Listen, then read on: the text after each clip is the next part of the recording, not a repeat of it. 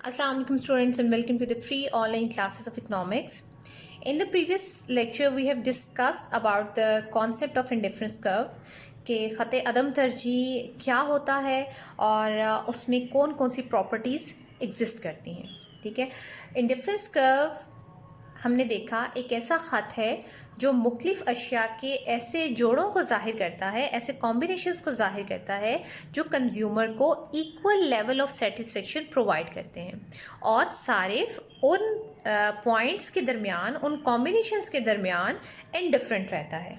ठीक है, यानी किसी एक पॉइंट को किसी दूसरे पॉइंट पर या दूसरे कॉम्बिनेशन पर तरजीह नहीं देता। यानी अगर किसी वक्त सारिफ ए कॉम्बिनेशन को तरजीह देता है बी पेयर पर, तो दूसरे वक्त में वो बी को ए पर तरजीह नहीं देगा। सारिफ पॉइंट्स के दरमियान, कॉम्बिनेशंस के दरमियान इनडिफरेंट रहता है, गैर जानिबदार रहता है। आज हम डिस्कस करेंगे that what are the properties of indifference curve. Indifference curve की प्रॉपर्टीज क्या हैं। तो प्रॉपर्टीज को डिस्कस करने से पहले हम थोड़ा सा रिकॉल करते हैं कि इंडिफरेंस कर्व की जब हमने डेफिनेशन इन डायग्राम की तो हमने कुछ चीज़ें उसमें नोट की। पहली कि लेवल ऑफ सेटिस्फेक्शन जो है, जो तस्कीन का मेयार है, सेटिस्फेक्शन वो कांस्टेंट रहता है।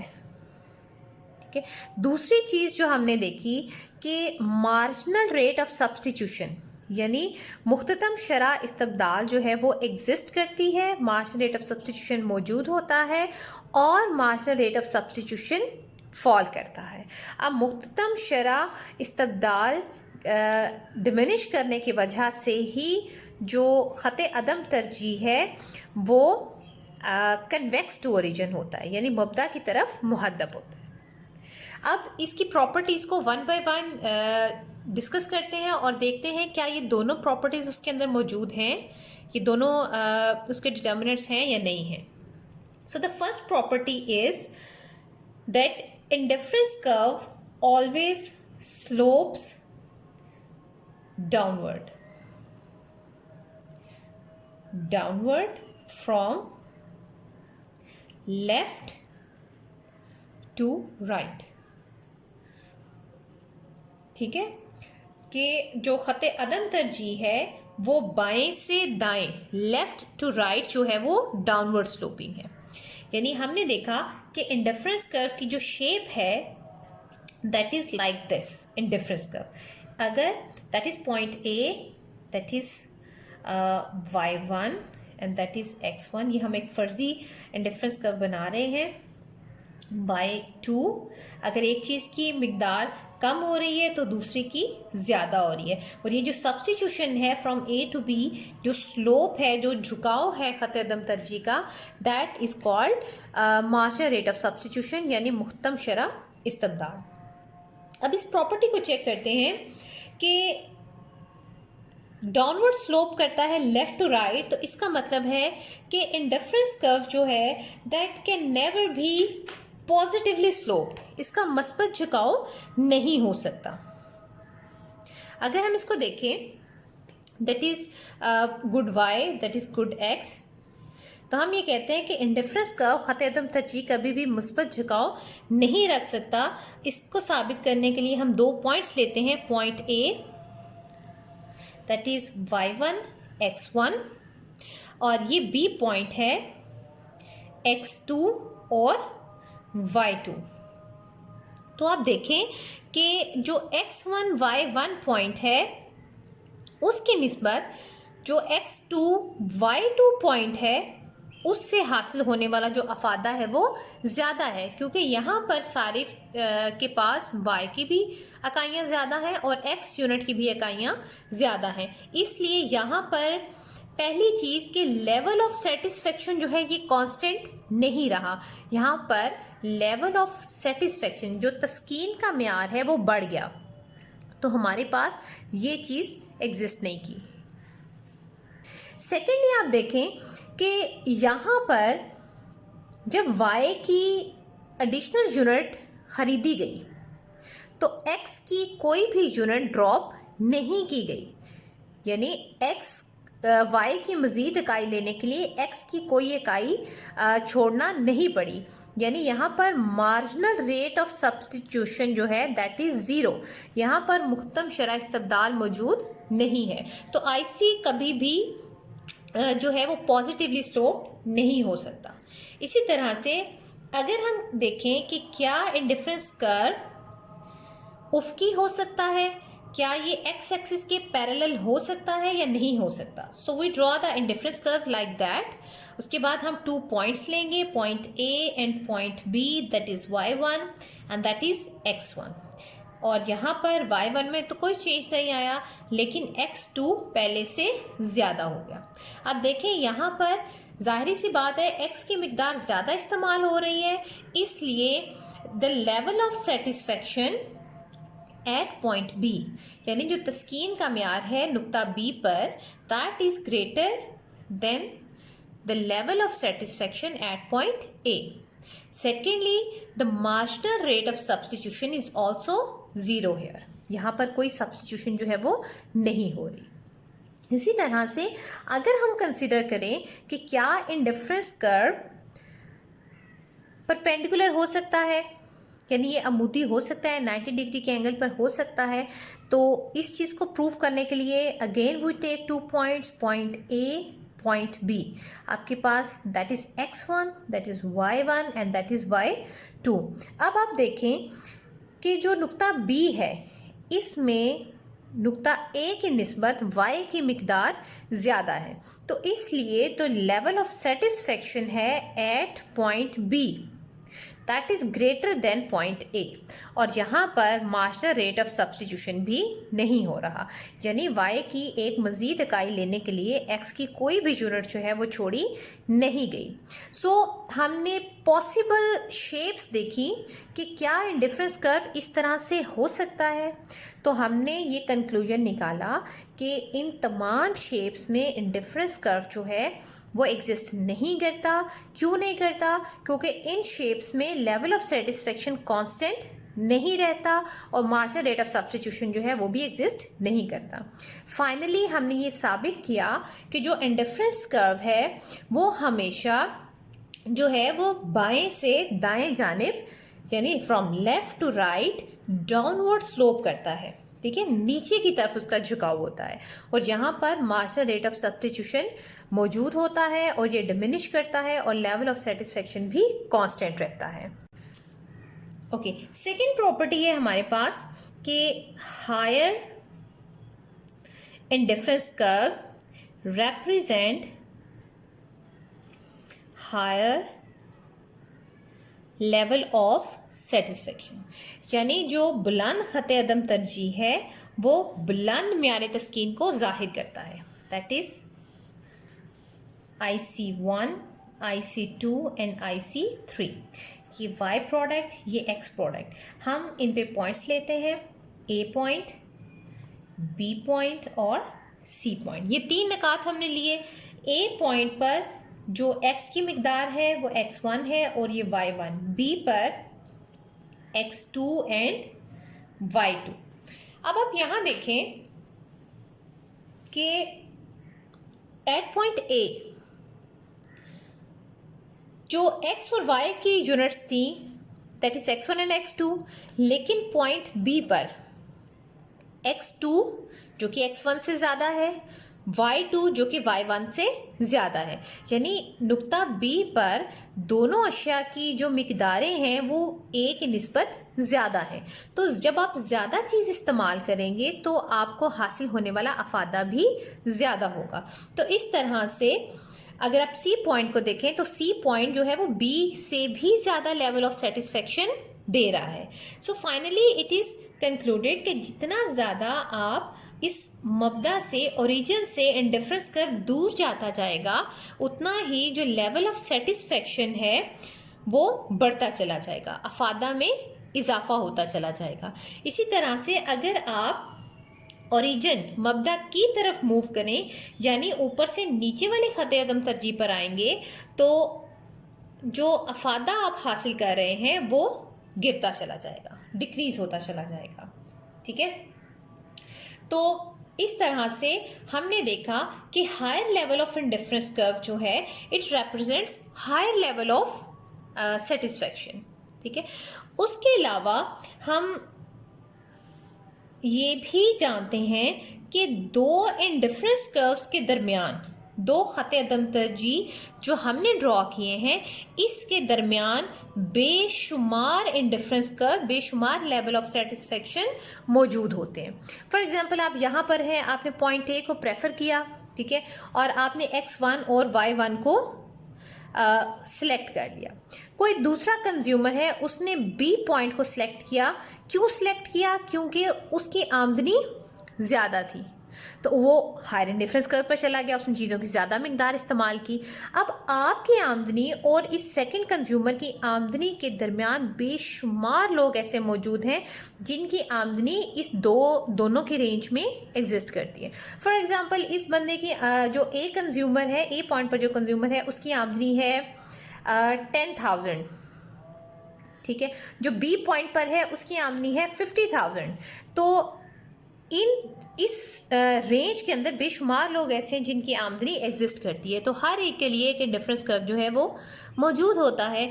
तो दो इंडिफरेंस कर्व्स के दरमियान बेशुमार इंडिफरेंस कर्व मौजूद होते हैं और इसको हम आईसी मैप का नाम देते हैं कि इंडिफरेंस कर्व का मैप है ये, ठीक है। So that is the second property. Next indifference curve की जो थर्ड प्रॉपर्टी है, according to that two indifference curves does not intersect each other, ठीक है। इंटरसेक्शन के जो दो इंडिफरेंस कर्व हैं वो कभी भी एक दूसरे को कता नहीं कर सकते। दैट इज IC1, ठीक है, और दैट इज IC2। अब हमने यहाँ पर दो इंडिफरेंस कर्व जो है वो ड्रॉ किए हैं। That is point A, that is point B and that is point C। अब इसके ऊपर हमने 3 पॉइंट्स जो हैं वो लिए हैं। अब इस A पॉइंट पर y1 x1, ठीक है। B पॉइंट पर अब देखें y अमाउंट सेम, ये सेम आना ज़रूरी नहीं है, आप B पॉइंट को ऊपर भी ले सकते हैं और नीचे भी ले सकते हैं, ठीक है। तो एट पॉइंट B y की अमाउंट y1 है जबकि x की अमाउंट x2 है। तो क्लियरली हमें नज़र आ रहा है कि level of satisfaction at B is greater than level of satisfaction at A। और दूसरी तरफ आप ये भी देख सकते हैं कि point B is at higher indifference curve, ठीक है, कि B जो है वो हायर इंडिफरेंस कर्व पर है, इसलिए उसका जो लेवल ऑफ सेटिस्फेक्शन है वो ज़्यादा होगा। लेकिन जब आप पॉइंट C पर आते हैं तो पॉइंट C पर देखें, यहाँ पर पॉइंट C जो है it is eight IC1 and IC2। अगर आप IC1 को देखें, पहले खत अदम तरजीह को देखें IC1 पर, तो A should be equal to C, क्योंकि हमने इंडिफरेंस कर्व की प्रॉपर्टी पढ़ी थी कि एक खत अदम तरजीह पर मौजूद तमाम निकात जो हैं वो इक्वल लेवल ऑफ सेटिस्फेक्शन मुहैया करते हैं। तो अगर जो ये दोनों एक ही इंडिफरेंस कर्व पर है, इसलिए जो लेवल ऑफ सेटिस्फेक्शन A का है वही C का होना चाहिए। लेकिन अगर आप IC2 को कंसिडर करें तो B और C दोनों एक ही पॉइंट इंडिफरेंस कर्व पर मौजूद हैं, तो B should be equal to C। तो according to the mathematical rule आप ये देखें कि अगर A C के बराबर हो और B C के बराबर हो तो इसका मतलब है कि A और B को भी आपस में बराबर होना चाहिए। लेकिन हमने देखा कि B is greater then A, कि B जो है वो A से ग्रेटर है। B पर जो अफादा हासिल हो रहा है वो A की निस्बत ज़्यादा है। इसलिए हमने ये प्रूव किया कि इंडिफरेंस कर्व कभी भी एक दूसरे को इंटरसेक्ट नहीं कर सकते, ठीक है। इंडिफरेंस कर्व कभी भी एक दूसरे को इंटरसेक्ट नहीं करेंगे। Okay, then we have a property that indifference curve should be convex to origin, convex to origin. ठीक है, यानी इंडिफरेंस कर्व जो है that should be convex to origin, यानी यहाँ से ये कर्व जो है that should be bended in. ठीक है, ये मब्दा की तरफ इसका बेंड होना चाहिए। अब ये बेंड क्यों होता है, ये हम डेफिनेशन वाले लेक्चर में बड़ा डिटेल में डिस्कस कर चुके हैं कि marginal rate of substitution diminish करता है, जिसकी वजह से जो इंडिफरेंस कर्व है ये कन्वेक्स टू ओरिजिन होता है। यानी एक चीज़ की मज़ीद इकाई हासिल करने के लिए, हर मज़ीद इकाई हासिल करने के लिए दूसरी शय की इकाइयाँ पहले से कम आप ड्रॉप करते चले जाते हैं।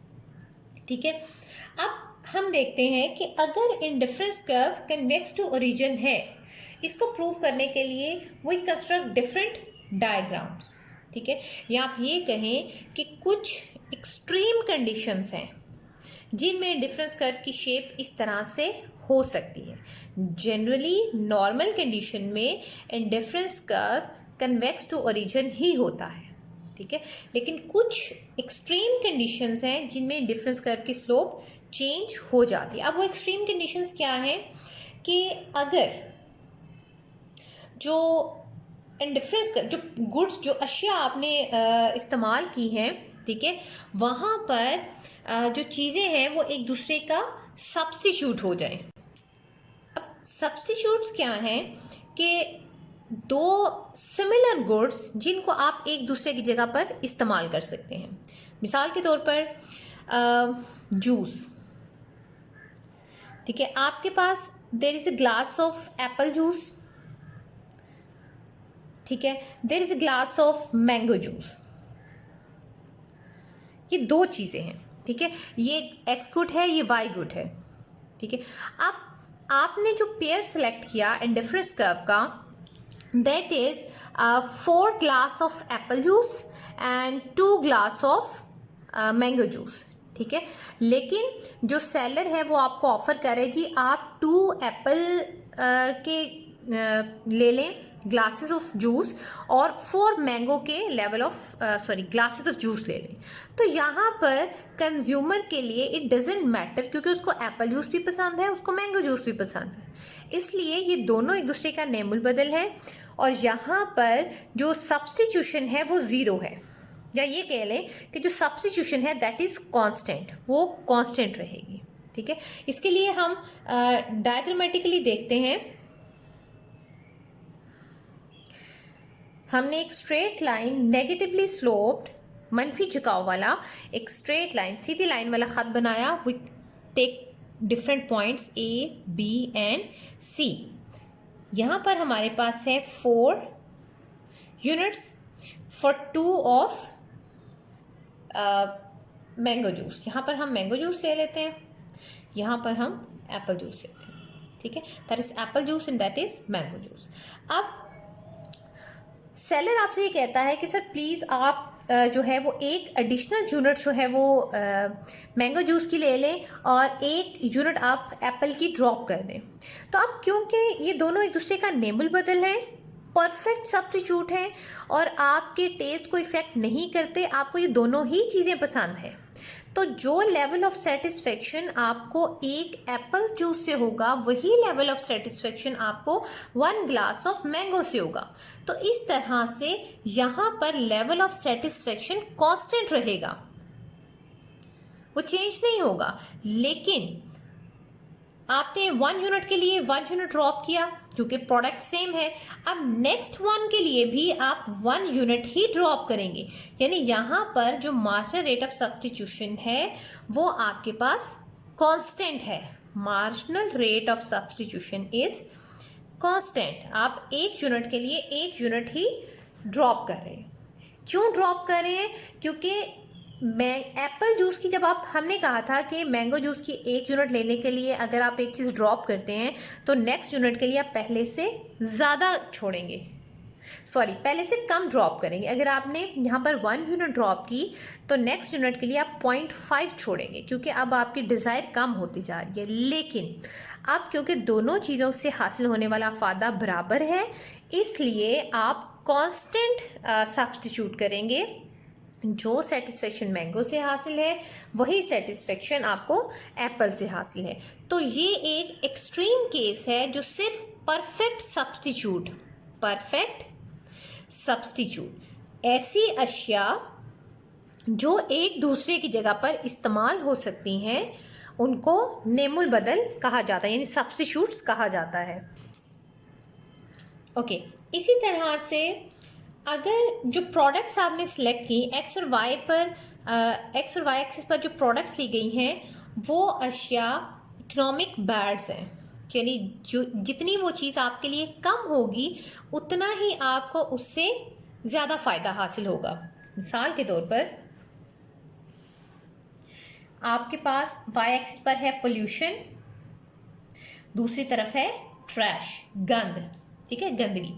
तो जितनी ही एक चीज़ कम होगी उतना ही आपके लिए वो चीज़ ज़्यादा फ़ायदेमंद होगा, ठीक है। आपको पोल्यूशन भी नहीं चाहिए, आपको ट्रैश भी नहीं चाहिए, ये दोनों क्या है, ये बैड्स हैं, इकोनॉमिक बैड्स हैं। तो इस सूरत में अब अफादा जो है वो बढ़ नहीं रहा, आपको फ़ायदा हासिल नहीं हो रहा बल्कि इन चीज़ों से नुकसान हो रहा है। तो यहाँ पर जो ख़त अदम तरजीह है वो मौक्कर हो जाएगा, यानी कनकेव हो जाएगा, ठीक है। तो इस कंडीशन में आपके पास मार्जिनल रेट ऑफ सब्स्टिट्यूशन जो है वो पहले से इंक्रीज हो जाएगा। आप देखिए, आपने x1 से x2 तक मूव किया तो आपने y1 से y2 तक चीज़ों को छोड़ दिया। अब आपने x की एक मामूली सी मिकदार ली लेकिन आपने y को पहले से भी ज़्यादा ड्रॉप कर दिया। इट मीन्स यहाँ पर मार्जिनल रेट ऑफ सब्स्टिट्यूशन जो है वो इंक्रीज हो रहा है। तो marginal rate of substitution increase हो रहा है तो इसका मतलब है कि इंडिफरेंस कर्व ऐसा नहीं हो सकता इन जनरल, लेकिन ये एक एक्सट्रीम केस है जब आपके पास इकोनॉमिक बैड्स होते हैं, जब चीज़ें ऐसी हों एक्सिस पर जो आपको फ़ायदा नहीं देती, तो उस कंडीशन में ये कनकेव हो सकता है। अदरवाइज इंडिफरेंस कर्व जो है वो कनकेव यानी मौकर नहीं होता, क्योंकि यहाँ पर मुख्ततम शरह इस्तिबदाल जो है वो इंक्रीज़ होती है। इसी तरह से अगर दो अशिया जो आपने सिलेक्ट की हैं वो हैं परफेक्ट कॉम्प्लीमेंट्री गुड्स, तकमीली अशिया हैं, परफेक्ट कॉम्प्लीमेंट्स। अब परफेक्ट कॉम्प्लीमेंट्स या तकमीली अशिया कौन सी अशिया है? ऐसी अशिया जो अकेले इस्तेमाल नहीं हो सकती। मिसाल के तौर पर आप पेन यूज़ करते हैं तो पेन के साथ आपको इंक जो है वो हर हाल में इस्तेमाल करनी है, ठीक है। इसी तरह आप गाड़ी चलाते हैं तो उसके साथ आपको पेट्रोल जो है वो हर हाल में इस्तेमाल करना है। ऐसी चीज़ें जो अपनी तलब खुद से पैदा नहीं करती बल्कि वो दूसरी चीज़ों की जो उनकी तकमीली अशिया होती हैं उनकी तलब में इजाफे से उनकी तलब में इजाफा हो जाता है। अब ऐसी सूरत में अब देखें, अगर आपने कार का इस्तेमाल छोड़ दिया तो जाहिर सी बात है पेट्रोल का इस्तेमाल ऑटोमेटिकली कम हो जाएगा। अगर आपने पेन का इस्तेमाल छोड़ दिया तो जाहिर सी बात है जो इंक है उसका इस्तेमाल भी कम हो जाएगा। तो इस कंडीशन में इस तरह की गुड्स में जो इंडिफरेंस कर्व होता है दैट इज एल शेप्ड, ठीक है। यानी अगर आप इस ए पॉइंट पर हैं तो इस कंडीशन में अगर आप एक चीज़ का इस्तेमाल बढ़ाएंगे तो दूसरी चीज़ का इस्तेमाल ऑटोमेटिकली बढ़ता चला जाएगा। यहाँ पर सब्स्टिट्यूशन जो है वो नहीं होती और इस तरह की कंडीशन जो है ये भी एक एक्सट्रीम केस है, ये नॉर्मली एग्जिस्ट नहीं करता। ये सिर्फ और सिर्फ परफेक्ट कॉम्प्लीमेंट जो अशिया हैं, जो तकमीली अशिया हैं, उनमें ही ये मौजूद होता है, ठीक है। इसके साथ जो हमारे पास एक और कंडीशन जो है इंडिफरेंस कर्व की वो ये आती है कि जो ख़त अदम तरजीह है ये किसी एक एक्सिस को, ठीक है, एक्स एक्सिस को, एक्स महवर को या वाई महवर को टच नहीं कर सकता। ओके, तो इंडिफरेंस कर्व जो है वो किसी एक्सिस को टच नहीं करता। क्यों नहीं करता? For example we have this diagram, ठीक है। ये एक IC1 है, ये IC2 है, इंडिफरेंस कर्व 1, इंडिफरेंस कर्व 2। ये ए पॉइंट है, ये बी पॉइंट है। अब इस ए पॉइंट पर अगर आप देखें तो एक्स की जो वैल्यू है दैट इज 0। यहाँ पर x 0 है, जबकि y जो है दैट इज मैक्सिमम, वो ज़्यादा से ज़्यादा है। जबकि अगर आप बी नुक्ता पर देखें तो यहाँ x ज़्यादा से ज़्यादा है, जबकि y जो है दैट इज 0। अगर आप रिकॉल करें इंडिफरेंस कर्व की डेफिनेशन, तो वहाँ पर हमने ये पढ़ा था कि इंडिफरेंस कर्व एक ऐसा ख़त है, ख़त अदम तरजीह एक ऐसा ख़त है जो दो अशिया के मुख्तलिफ जोड़ों को जाहिर करता है, कॉम्बिनेशंस ऑफ टू गुड। ठीक है, यहाँ पर एक चीज़ का इस्तेमाल नहीं है, we are in the two good world. ठीक है, दो अशिया को लेकर हम चल रहे हैं, तो यहाँ पर एक अशिया इस्तेमाल हो रही है, एक शय इस्तेमाल हो रही है, जबकि दूसरी शय इस्तेमाल नहीं हो रही। तो इसलिए इंडिफरेंस कर्व जो है वो इस फॉर्म में नहीं हो सकता। इसी तरह से इंडिफरेंस कर्व जो है दैट इज़ नॉट नेसेसरी कि वो पैरेलल हो। पैरेलल का मतलब है कि दो इंडिफरेंस कर्व के दरमियान हर नुक्ते पर जो गैप है, जो एंगल है, वो बराबर है। ठीक है, लेकिन आप देखें कि IC1 और IC2 इन दोनों की जो स्लोप है, जो झुकाव है, ये एक दूसरे के पैरेलल नहीं है। ठीक है, क्यों पैरेलल नहीं है? इसके पैरेलल ना होने की वजह ये है कि IC कर्व ख़त अदम तरजीह का ख़त जो है ये सेल्फ वैल्यूएशन पर बेस करता है कि कोई सारिफ चीज़ों को किस तरह से पसंद कर रहा है। किसी के लिए हो सकता है चीज़ें ज़्यादा वैल्यू रखती हों, दूसरे कंज्यूमर के लिए वो चीज़ें कम वैल्यू रखती हों, तो इसलिए जो मार्जिनल रेट ऑफ सब्सटीट्यूशन है वो डिफरेंट होता है। अगर मार्जिनल रेट ऑफ सब्सटीट्यूशन ज़्यादा होगा तो इंडिफरेंस कर्व जो है वो IC2 शेप का होगा। अगर मुख्ततम शराह इस्तबदाल कम होगी तो इस तरह से IC1 की तरह से उसकी स्लोप आएगी। ठीक है, तो दैट इज़ नॉट नेसेसरी कि इंडिफरेंस कर्व जो है वो एक दूसरे के पैरेलल हो। तो ये बेसिक प्रॉपर्टीज़ थी इंडिफरेंस कर्व की। हमने देखा कि इंडिफरेंस कर्व की 4 मेजर प्रॉपर्टीज़ हैं। पहली कि इंडिफरेंस कर्व जो है वो डाउनवर्ड स्लोप करता है फ्रॉम लेफ्ट टू राइट। उसके लिए हमने डिफरेंट शेप्स बनाकर इसको प्रूव किया। फिर हमने देखा कि इंडिफरेंस कर्व जो है, हायर इंडिफरेंस कर्व, वो लोअर इंडिफरेंस कर्व की निस्बत ज़्यादा लेवल ऑफ सेटिस्फेक्शन प्रोवाइड करता है। यानी जितना ख़त अदम तरजीह बुलंद होगा उतना ही उससे हासिल होने वाला जो अफादत जो वो जाहिर कर रहा है वो ज़्यादा होगा।